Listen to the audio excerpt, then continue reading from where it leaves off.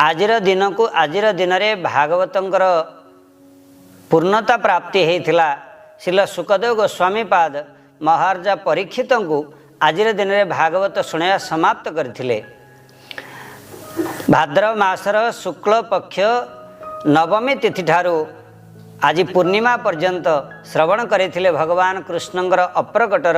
30 वर्ष पर यही भागवत ग्रंथ को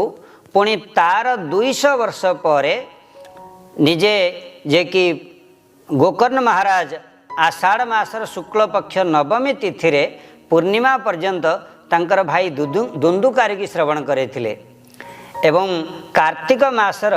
जे शुक्ल पक्ष नवमी तिथि ठारू आरंभ करी पूर्णिमा पर्यंत